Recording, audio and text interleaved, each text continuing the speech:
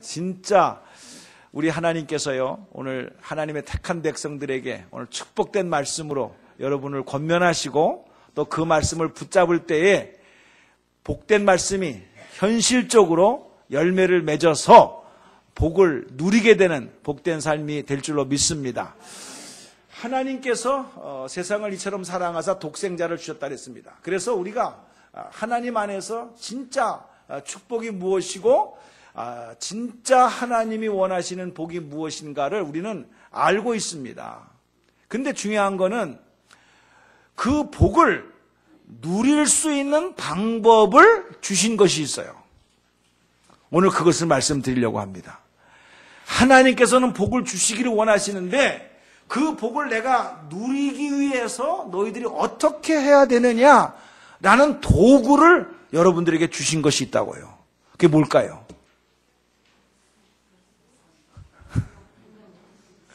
자, 여러 가지 사람마다 생각이 다를 텐데 저는 하나님께서 우리에게 복을 주시는데 그 복이 내 것이 되게 하기 위하여 여러 가지 방법으로 우리에게 도구를 주셨는데 그 중에 하나가 뭐냐? 우리가 사용하는 말입니다. 말. 이 말을 어떻게 사용하느냐에 따라서 하나님께서 주시는 복이 내 것이 되기도 하고, 이 말을 잘못 사용하게 되면 하나님께서는 복을 주셨는데 그 복이 내 것이 안 되고 오히려 저주가 될 수 있는 그런 경우가 이 말에 달렸다. 이거를 오늘 저는 이 사무엘상 3장 19절에서부터 21절까지의 말씀을 묵상하다가 탁 그게 떠올랐어요. 그럼 이게 왜 이렇게 되는가? 라고 성경을 열면서 묵상을 하면서 기도를 하는데 하나님께서 딱 말씀하시는 거예요. 창세기를 봐라. 나도 온 우주 만물을 창조할 때 말로써 창조했다라는 거예요. 빛이 있으라. 말씀을 하시니까 빛이 있었어요. 그 성경은 그대로 되니라, 그대로 되니라, 그대로 되니라. 이렇게 성경은 기록하고 있다라는 거예요. 그래서 우리가요, 입이 밥만 먹는 것이 아니라 이 입을 잘 사용해서 말이 복이 되게 하기도 하고 그리고 천국도 갈 수 있도록 이 입술에서 나오는 말을 사용하신다라는 것이 성경에 기록되어져 있다는 거죠. 잠언서 18장 20절에서부터 21절까지를 보게 되면 이런 말씀이 있습니다. 시작. 사람은 입에서 나오는 열매로 말미암아 배부르게 되나니 곧 그의 입술에서 나는 것으로 말미암아 만족하게 되느니라. 21절 보게 되면은 죽고 사는 것이 혀의 이 힘에 달렸나니 혀를 쓰기 좋아하는 자는 혀의 열매를 먹으리라. 여러분, 이 혀가, 죄송합니다, 이 혀를 말하는 겁니까? 말을 말하는 거죠. 말. 죽고 사는 것이 혀의 힘에 달렸다 그랬어요. 그러니까 이 말에 달렸다라는 겁니다. 그리고 여러분, 로마서 10장 10절을 보게 되면 뭐라고 되어 있냐고 하면 시작. 사람이 마음으로 믿어 의에 이르고 입으로 시인하여 구원에 이르느니라. 우리가 이 입술에서 나오는 말을 통해서 예수 그리스도를 나의 삶으로 시인했다라는 말은 말을 했다. 그래서 구원에 이르도록 한다라고 성경은 말씀하고 있습니다. 세상에서도 이거를 잘 알아요. 우리 한국 속담에 너무나도 잘 아는 속담 중에 하나, 말 한마디로 뭐를 갚는다? 야, 여기는 천냥이라고 잘 못 알아듣으니까 몇 불을 갚을 것 같아요. 시작. 10,000불 정도? 밀리언은 돼야지. 밀리언은. 말 한마디에 $1,000,000를 갚을 수가 있다라는 거고, 조금 경계된 말로서 우리에게 주는 또 세상의 교훈, 한국의 교훈 중에 속담이 하나 있는데, 말이 뭐가 된다고요? 어쩌면 이렇게 잘 알으셔요. 말이 씨가 될 수가 있다라는 거죠. 그래서 말을 잘하라는 거예요. 말을 잘못하게 되면은 이게 저주가 될 수도 있고, 말을 잘함으로 말미암아 축복이 될 수가 있다. 이렇게 성경은 말씀하고 있고, 세상에서도 그걸 알아요. 자, 여러분은 지금 세상에서 또 가정에서 문제가 생기는데 가만히 보시게 되면 뭐 때문에 문제가 크게 될까요? 말 때문에 그래요. 말 때문에. 한국에서 실제로 있었던 일인데요. 최근에 박근혜 대통령이 진흙 속에 내가 진주를 발견했다. 그래가지고요. 자기가 여자 하나를 장관으로 픽업을 했어요.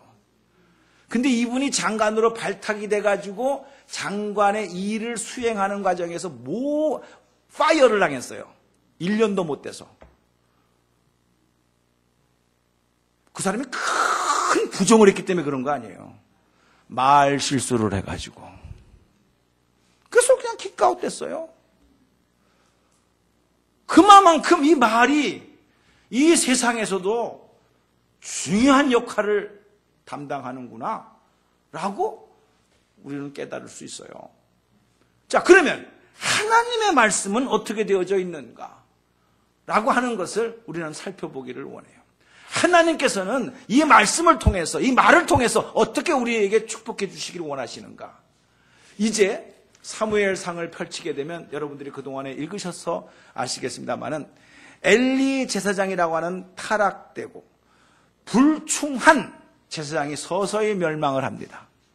그리고 하나님께서는 사무엘을 이제 사용하시기 위하여 이제 준비시켜주는 과정에서 오늘 첫 번째 19절은 이렇게 시작을 합니다. 사무엘이 자라매 여호와께서 그와 함께 계셔서 그의 말이 하나도 땅에 떨어지지 않게 하셨다.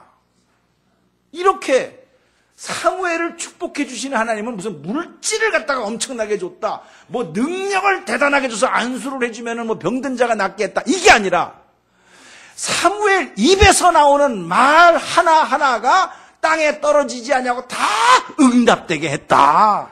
할렐루야. 그러므로 저는 여러분이 오늘 이 시대에 여러분의 입술에서 나오는 모든 말이 땅에 떨어지지 아니하고 하늘나라에 상달되어져서 응답되어지고 풀어지고 해결되어지는 능력의 말이 되기를 주님의 이름으로 축복합니다. 자, 그러기 위해서 하나님께서 세 가지 면에서 우리에게 이 말씀을 통해서 가르쳐 주신 내용이 있습니다. 오늘 이 세 가지를 여러분들이 잘 파악하셔가지고 내 입술에서 나오는 말이 실제로 꼭 필요한 열매로 나타나게 하옵소서. 이런 소망을 가지시고 말씀을 첨해해 주시면 감사하겠습니다.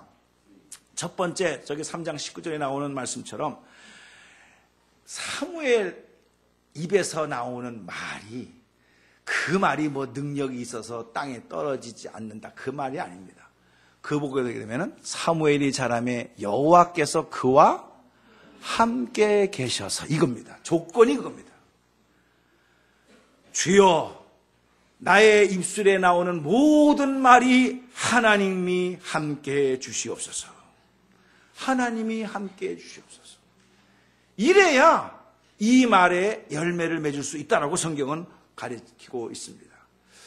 요 3장 19절이 나오기 전 2장 21절을 보게 되면 이에 아이 사무엘은 여호와 앞에서 자라니라.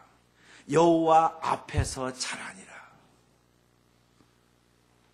하나님이 함께하며 여호와 앞에서 훈련을 받고 있는 사무엘의 모습을 우리는 봅니다. 아, 그렇구나.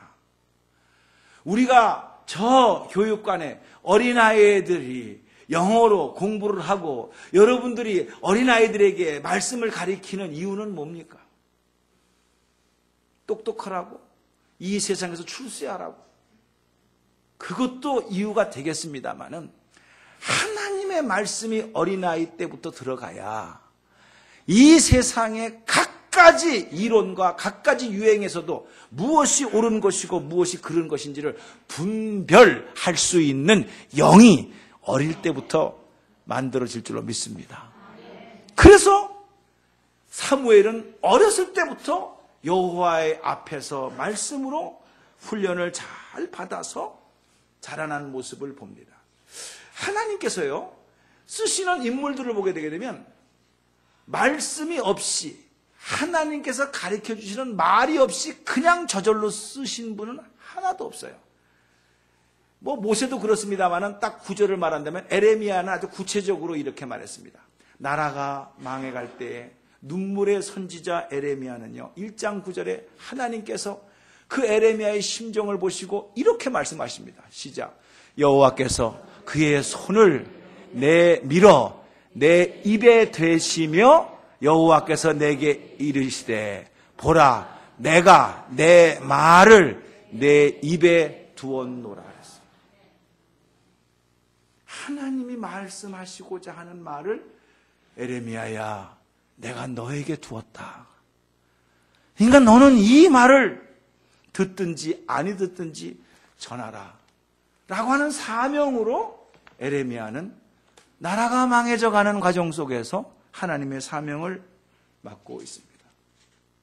저는 제가 그렇다는 것이 아니라 인간 서정구는 연약하지만 오늘 이 시간만큼은 하나님의 말씀을 대언하는 거거든요. 대신.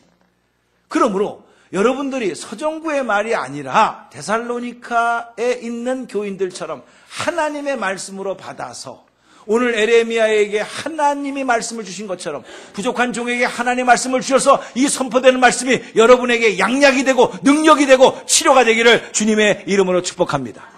하나님이 주셔야 되는 말씀이라는 거예요. 하나님의 말씀이라는 거예요. 그 말씀이 내 입에서 선포되게 하옵소서. 그래야 땅에 떨어지지 아니하고 다 하늘나라에 상달되면서 아름다운 열매를 맺는다. 오늘 저와 여러분이 수많은 말들이 있습니다. 저도 이 시간만큼은 하나님의 말씀을 증거하는 거지만 저도 세상의 말을 할 때가 있습니다. 실수할 때가 있습니다. 그리고 얼마나 후회가 되는지 몰라요. 조금 더 참았을 걸. 조금 더 그냥 꿀꺽 삼킬 걸. 이걸 말을 딱 해놓고 나서 그것이 상처가 되고 아픔이 되고 후회가 되고 그래서 가슴을 아프게 하는 결과가 얼마나 많은지 몰라요. 그렇다고 해서 말을 안 하고 살 수는 없는 세상이 아닙니까? 주여, 우리가 성경을 읽으면서 그 말씀이 나의 입술에 말이 되게 하옵소서. 그러면서 고백을 하게 되면 여러분의 인생이 여호와께서 사무엘과 함께 하심으로 여호와께서 여러분의 이름 한 사람 한 사람 그분과 함께 하심으로 그 입에서 나오는 말이 땅에 떨어지지 아니하였다. 이런 복된 열매가 맺기를 주님의 이름으로 축복합니다. 두 번째로, 그건 좋은 그림인데 이 세상에는 또 좋은 그림만 있는 것이 아니에요. 예수님께서 이 땅에 오셔가지고요, 실질적으로 그 당시에 예루살렘에 아주 유명한 종교 지도자들이 많이 있었습니다. 바리새인들입니다. 사두개인들입니다. 서기관들입니다. 그 사람들이 하나님의 말씀을 모르는 게 아니었어요. 그 사람들은요. 너무나도 잘 알았어요. 그런데 예수님이 오셔가지고 마태복음 23장을 보게 되면은 화 있을진저 이 독사의 자식들아 라고 하면서 책망을 하는 내용이 마태복음 23장에 막 써 있습니다. 몇 가지를 보게 되면은 이런 겁니다. 화 있을진저 외식하는, 그러니까 투페이스를 갖는 서기관들과 바리새인들이요, 회칠한 무덤 같으니 겉으로는 아름답게 보이나 그 안에는 죽은 사람의 뼈나 모든 더러운 것이 가득하도다. 마태복음 23장 27절. 화 있을진저 외식하는 서기관들과 바리새인들이요, 너희는 천국문을 사람들 앞에 닫고 너희도 들어가지 않고 들어가려고 하는 사람도 못 들어가게 하느니라. 마태복음 23장 13절. 화 있을진저 외식하는 서기관들과 바리새인들이요 잔과 대접의 겉은 깨끗하되 그 안에 탐욕과 방탕으로 가득하는도다. 마태복음 23장 25절. 뭘까요? 몰라서 그렇다는 게 아니에요. 서기관들과 바리새인들이 하나님 말씀을 전공하는 사람입니다. 모를 리가 없어요. 그럼 왜 책망을 했을까요? 말 따로 행동 따로 이거예요. 그래서 말씀이 능력이 되지 못한다라는 거예요. 우리는 얼마든지 말을 할 수가 있습니다. 근데 그 말대로 행동을 하느냐라는 것에 의문을 가질 수가 있습니다. 그러면 문제만 제기할 것이 아니라 오늘 조금 이 문제를 깊게 터치한다면 왜 우리가 하나님의 자녀임에도 불구하고 내 입술에 나오는 선포되는 말이 왜 땅에 떨어져서 사라져버리는가? 열매가 왜 없는가? 라는 원인을 분석해보면 탐욕. 이게 딱 그 안에 자리 잡고 있다는 것을 발견하게 됐어요. 근데 이거는요, 그냥 한 말이 아니라 놀랍게도 창세기에 나오는 것이 있어요. 아담과 하와가 사탄으로부터 유혹을 받기 전에 에덴 동산을 한두 번 다닌 게 아닙니다. 그리고 그 동산 중앙에 있는 선악을 알게 하는 나무를 계속 쳐다보고 아무 갈등도 없이 저건 하나님께서 먹지 말라고 했던 거야. 다 그렇게 알고 다녔어요. 그런데 사단이 와서 유혹을 합니다. 너 안 죽는다. 왜 하나님이 못 먹게 하는 줄 아느냐? 너도 하나님이 될까 봐 그렇게 질투심으로 하나님이 못 먹게 하는 거야. 안 죽어. 먹어도 돼. 이렇게 유혹을 합니다. 그때 성경이 딱 이렇게 말합니다. 갑자기 아무 감정 없이 그냥 선악을 알게 하는 나오면 쳐다봤던 그것이 먹음직도 하고 보암직도 하고 지혜롭게 할 만큼 탐스럽게 보인지라 그랬어요. 거기에 탐심이 들어갑니다. 탐심. 여러분, 왜 크레딧 카드를 막 쓰고 나서 그것을 빚을 감당치 못해가지고 사람을 죽입니까? 사기를 칩니까? 돈 때문에 그렇다고 하지만 결국은 돈 뒤에는 탐심이 있는 거예요. 욕심이 잉태한 즉 뭐를 낳아요? 죄. 욕심이 탐심이에요. 왜 시기 질투가 납니까? 그 안에 탐심이 들어있어요. 저는 그래서 10계명을 다시 해석했습니다. 제일 마지막 10번째 계명이 뭐예요? 눈치 빠른 사람. 내 이웃의 물건을 탐하지 마라가 10번째, 맨 마지막이에요. 여러분, 저는 10계명에 그게 따지고 보면 다 그 탐심에 들어가 있다는 거예요. 인간의 모든 범죄는 탐심에 들어가 있는 거예요. 우상을 왜 섬깁니까? 왜 주일 성수를 못합니까? 왜 신앙생활을 하면서 11조 제대로 기쁜 마음으로 한 번도 못합니까? 이유 다 되지만 그 밑에는 자기 탐심이 있는 거예요. 자기의 욕심이 있는 거예요. 다 걸리는 거예요. 다 걸리는 거. 이유 누가 들어도 다 그럴만해. 하지만 자기의 욕심이 들어가 있는 거예요. 그래서 그 구절을 한번 띄워주시겠습니까? 골로새서 3장 5절 딱 나와 있어요. 시작. 그러므로 땅에 있는 지체를 죽이라. 곧 음란과 부정과 사욕과 악한 정욕과 탐심이니 탐심은 그렇죠. 부처 앞에만 우상이 아닙니다. 무슨 돌덩어리 앞에만 우상이 아닙니다. 당신의 탐심이 우상숭배다. 우리의 모든 생각을 탐심이 지배하고 있는 이상 당신은 우상숭배하고 있는 거예요. 누구 이름으로? 예수의 이름으로. 그거를 여러분들은 구별을 못해요.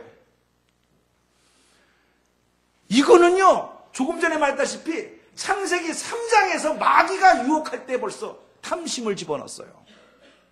탐스럽게도 한지라. 절대로 마귀는 자기가 죽을 때까지 이거를 안 놓칩니다.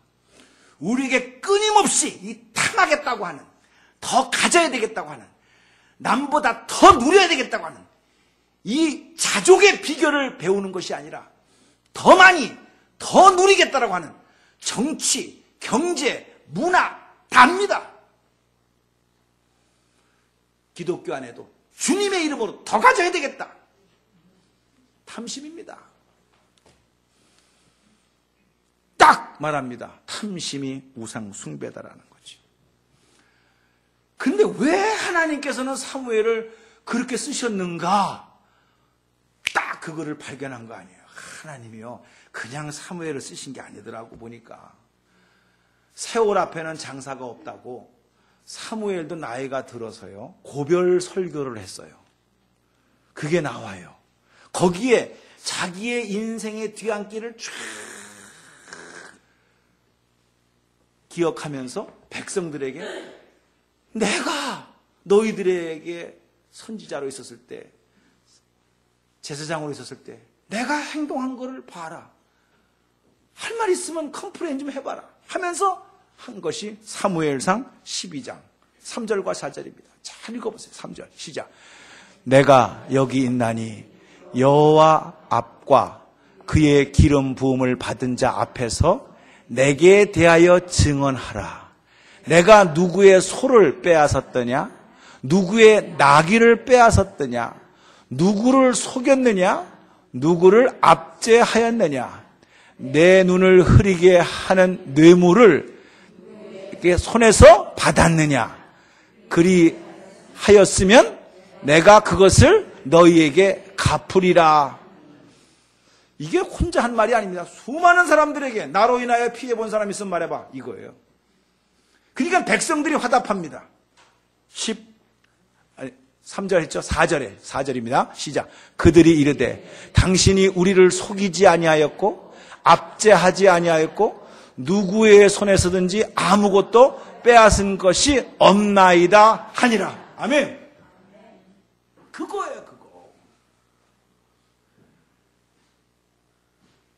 우리가 왜 사람이 사람답게, 요즘 우리가 찬양을 부르는 예배가 예배 되게, 교회가 교회 되게, 성도가 성도 되게 왜 안 되는 줄 아세요?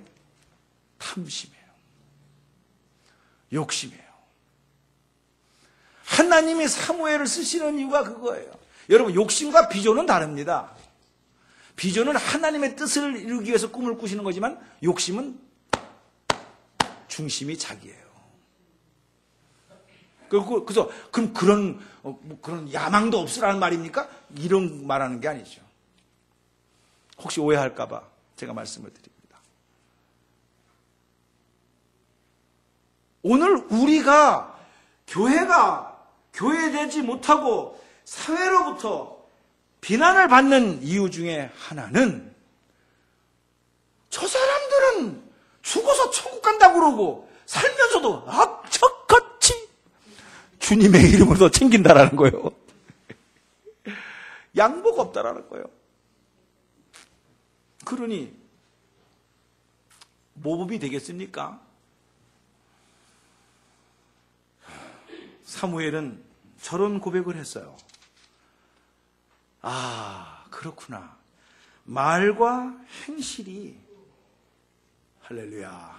지난밤에 피곤하셨군요. 자,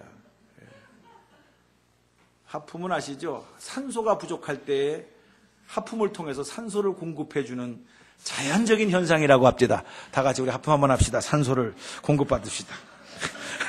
생기를. 오케이. 자, 감사합니다.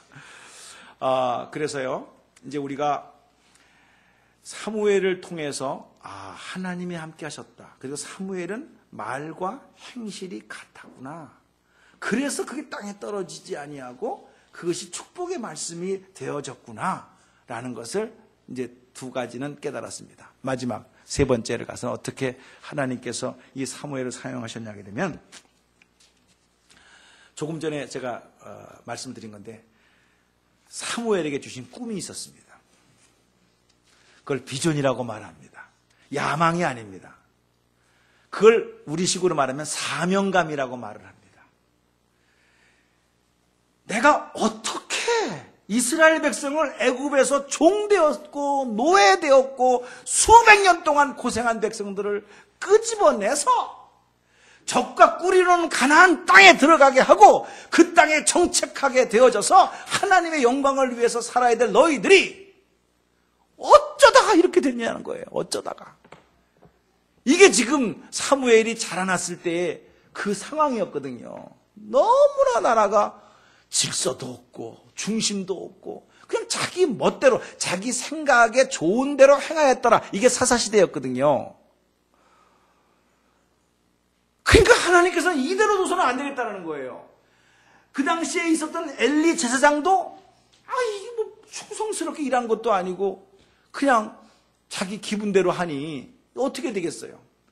그러니까 하나님께서 사무엘을 준비시켜 주시고서 사무엘에게 사명감을 주십니다. 그리고 어려서부터 한나의 고백을 통해서 서원기도 한 대로 성전에서 자라게 하십니다. 그건 사무엘을 위한 것이 아니에요.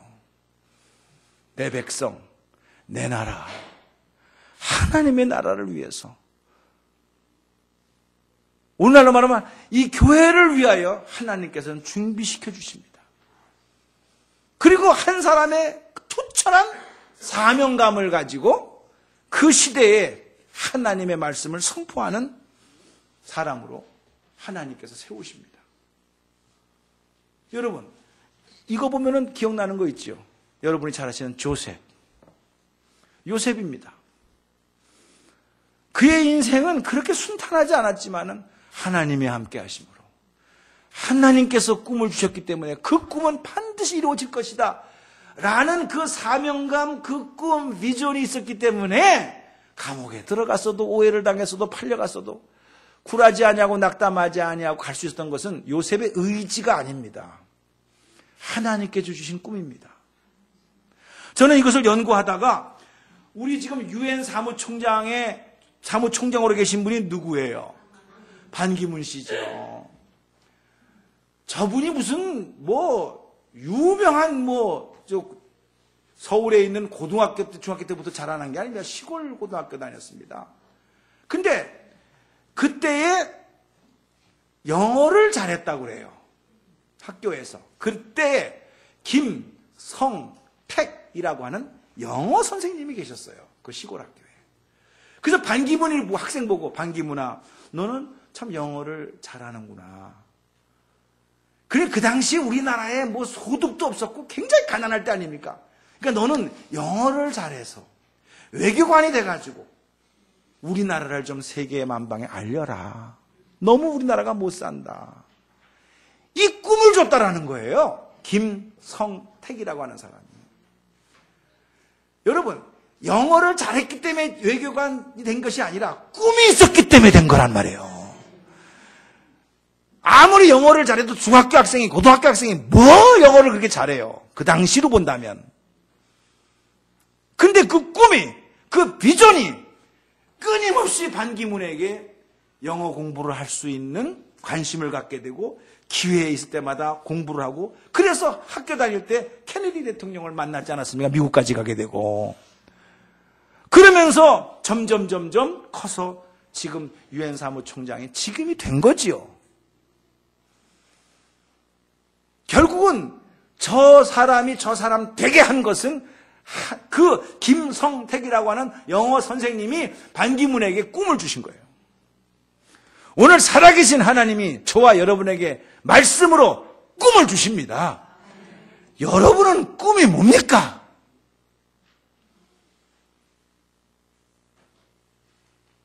오늘 이거 짚고 넘어가야 돼요.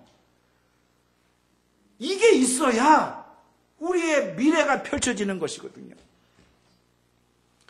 근데 가만히 여러분이 여러분 자신을 보세요.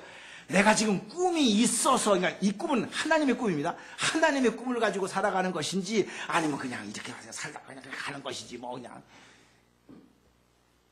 한번 여러분이 이 시간에 이 말씀 앞에 땅에 떨어지지 않냐고 다 여러분의 말씀이 다 열매 맺기를 원하시고 하나님께서 그 축복의 통로, 은혜의 통로를 주셨는데, 축복이 되게, 복이 되게, 열매가 열매 되게 하려면 세 번째 대지가 꿈과 비전, 사명인데 여러분은 뭘 갖고 사냐는 거예요. 그리고 잘 되기를 바라십니까? 안 되잖아요. 하나님의 꿈은 뭘로 옵니까? 하나님의 말씀으로 오는 거예요. 수많은 믿음의 선배들이 그 말씀을 통해서 꿈을 갖습니다. 하나님의 꿈을 갖습니다. 그러면서 나가는 모습을 봐요. 저는 이 사무엘의 그런 모습 속에서 한 가지의 인간적인 그 캐릭터를 하나 발견한 것이 있어요. 뭐냐 하게 되면 잘 아시는 거예요. 사무엘상 3장에 나오는 여러 좋은 점이 있는데 그 중에 하나가 이 사무엘의 인격과 교양이에요. 자, 아직까지 사무엘이 어렸을 적에 영적으로 분별력이 없는 그 시절에, 그죠? 잘 아시죠? 사무엘아, 사무엘아 부르니까 이게 하나님이 부르시는 건지 자기 스승인 엘리가 부르시는 건지 몰랐어요. 찾아간 게 누구를 찾아갔어요? 시작. 엘리. 그러니까 엘리가 안 불렀다. 예. 그럼 돌아가서 또 잡니다. 또 사무엘아, 사무엘아 부릅니다. 그러니까 또 엘리에게 갑니다. 안 불렀다. 돌아가서 잡니다. 세 번째, 사무엘아, 사무엘아 부르니까 또 일어나서 엘리에게 갑니다. 안 불렀다. 이쯤 되면 막 가자는 거지요? 그러면 여러분 같으면 어떻게 하겠습니까? 에이 불러도 그냥 또 이거 안 불렀다고 그럴 거니까